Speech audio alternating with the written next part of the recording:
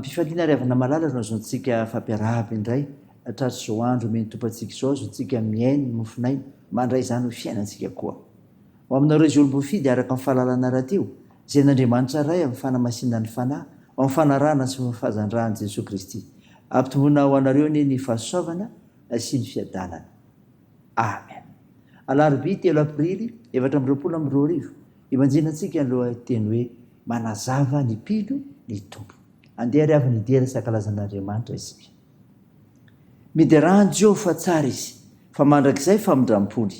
Aoka anao izany navotany Jehovah, dia izay navotany ho afaka tamin'ny tany amin'ny fahavalo, sy nangoniny avy tany amin'ny tany maro, dia avy tany atsinanana sy andrefana, ary tany avaratra sy tany amin'ny ranomasina. Miderahany Jehovah fa tsara izy, eny mandrakizay famindram-pony. Amen.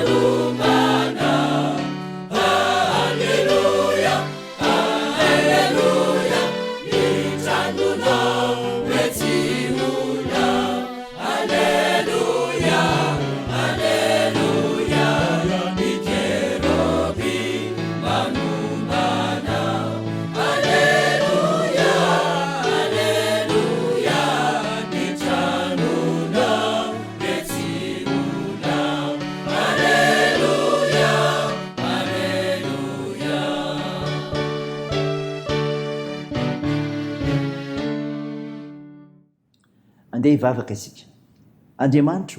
Andriamanitra mpamonjy sy mpanafaka ianao, satria Andriamanitra tia hamonjy izao tontolo izao. Midera sy mankalaza ary mivoninahitra narinao masina izay no izany fitiavana mahagaga aminao izany. Ary dia mahatsiaro ny tenany koa izay Tompo fa tsy tanteraka noho ny fahamasinanao. Koa manatonao mpanditra teny izahay, mamindra foanay ary mamelany erikay no ny avitra nentin'i Jesosy Kristy teo amin'ny azo fijaliana ho anay. Tompo, hamakisen'ny Mofonaina izahay, dia taria amin'ny fananao masina mba mantarina ny sitraponao. Aoka hitombo ny finoanainao ilay masina. Naran'i Jesosy Kristy Tompo mpamonjy anay, novanay izany mivavaka izany. Amen. Ny ofinainao antsika amin'ity ity ravana malala dia hitanao ao amin'ny bokin'ny asan'ny apôstôly 2:12 andiny voalohany ka hatramin'ny 10. Mivaky toy izao aminaran'i Jesosy. Ary tamin'izany andro izany, Heroda mpanjaka nanindra ny tanany hampahory ny sasany tamin'ny fiangonana. Ary izy namono an'i Jakobo, rahalahiny Jaona, tamin'ny sabatra. Ary efa hitany fa sitraky ny Jiosy izany, dia nandroso ny sambotra ny Petera koa izy. Efa mbita amin'ny andro fihinanany mofo tsy misy masirasira tamin'izany. Ary efa nosamboriny izy, dia nataony tao an-tranomaizina ka natorony tamin'ny miaramila 910 hambenana. Dia nikasa amoaka azy ho amin'ny vahoaka izy rehefa afaka amin'ny Pasika. Ary Petera nambenana tao an-tranomaizina, ary fiangonana naherina angataka tamin'Andriamanitra ho azy. Ary nefa moaka azy Heroda, dia natory teo nelanela miaramila ireo lahy Petera tamin'iny alina iny, sady voafatotra tamin'ny gadra roa izy. Ary nisy mpiambina niambina ny tranomaizina teo ambaravarana, ary indro nisy anjely Tompo tonga teo, sady nisy mazavana mirapiratra tao an-trano. Ary izy nanohana ny tehezan'ny Petera, dia namoazika nanao hoe mitsangana faingana, dia niala tamin'ny tanany ny gadra. Ary hoy ilay anjely taminy, miskiny ary fiezo ny kapanao. Dia nataony izany ary ho koa izy taminy, tafio ny lambanao ka manaraha. Dia nivoaka izy ka nanaraka azy, ary tsy fantany ho marina izay nataony anjely, fa nataony ho nahita fahitana ihany izy. Fa rehefa nandalo ny fiambenana voalohany sy faharoa izy, dia tonga teo amin'ny vavahady vy izay mahazo ny lalana ho any an-tanàna, ary nivoa azy io mba alehany. Ary ho nivoaka izy dia nandroso tamin'ny lalana iray, ary niaraka tamin'izay dia nantao azy ilay anjely. Amen. Ray masino, manamasinanay amin'ny fahamarinana, ny teninao ny fahamarinana. Amen. Ravana malala ho aminao ny fiadanana avy amin'ilay Jesosy Kristy ilay tsangana tamaty ho famonjena antsika. Nofinainao antsika tamin'ity anio ity izay nivakina tamintsika teo, ny bokin'ny asan'ny apôstôly 2:12 andiny voalohany ka hatramin'ny 10, dia milaza ny amin'ny nanenjehana ny fiangonana sy nanafahana ny Petera tao an-tranomaizina. Izao ny hita ry havana, mifaly ny olona mampijaly olona tahaka azy. Mifaly ny olona mampijaly olona tahaka azy. Misy ny zavatra mahafaly ny olona ry havana eo amin'ny fiainana, ary mety samy manana izany antony mahatonga izany ny tsirairay. Ankilan'izany kosa nefa dia misy ny fomba fiteny hoe fifaliany sasany dia fahoriany sasany. Ary izany indrindra no ambara eto amin'ity teny eto ity, satria voalaza fa ny fifaliany Heroda dia fampijaliana ireo mpivavaka tamin'izany fotoana izany. Araka ny ambara eto hoe Heroda dia naniditra ny tanany nampahoro ny fiangonana. Heverina fa fahoriana mafy izany famonoana ho faty izany, kanefa dia nakasitrahan'ny mpitondra izany eto, ary izany milazany hoe mahavariana fa misy olona mifaly amin'ny fampijaliana olona tahaka azy ihany. Ry havana malala, Andriamanitra dia mahay mamonjy sy manafaka, ary iteto izany, mahay mamonjy sy manafaka izy. Iteny ity kosa nefa dia mampahery ny olona, indrindra ireo izay mizaka ny mafy sy sarotra, fa mahay mamonjy ny olona ao anatin'ny fahavoazana ny Tompo. Manana fahefana hanafaka ny olona ny Tompo, na inona zavatra mangeja azy, ary izany indrindra no asehon'ny teny eto. Na i Petera niara amin'ny famatorana aza, dia tsy nino ny famonjena sy ny nanafahana nataon'ny Tompo taminy, fa noverino nahita fahitana ihany izy. Kanefa aseheto fa mihevitra ny olony io Andriamanitra io. Manaraka izany ry havana, tadidio, tsy avela horery ianao manafaka ny loza Andriamanitra. Zany, tsy avela ny horery ianao ary manafaka amin'ny loza Andriamanitra. Ankoatra izany dia maro tsara ry havana, fa nentin'Andriamanitra tamin'ny alalan'ny anjely Petera mba avotany manoloana ny famatorana azy. Notarihiny Petera amin'ny zavatra rehetra tokony ataony. Nivony varavaram-by izay nanaka-ndalana, tsy nasakana azy ny herin'ny miaramila izay voalahatra iambinazy. Izany ilay Andriamanitra nihevitra ny olona. Ray izany ry havana, dia n'Andriamanitra hery ny voninahitra. Amen.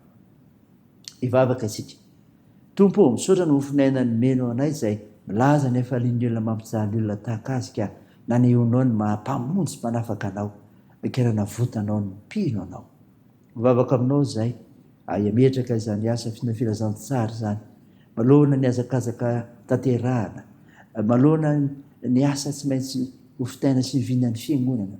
Hitainao ireo tompona rehetra izay mpanomponao ny fidinao amin'izany, manomboka hatrany amin'ny filohan'ny FJKM, ireo birao mpiandraikitra foibe, ireo mpiandraikitra foibe, ireo président synodal, ireo mpitandrina amin'ny fitandremana misy azy, ireo evangelista, ireo missionnaire, ireo tompoandriamanitra io, ao koa ireo mpino rehetra efa resy lahatra mandrainao tonso-mpamonjy.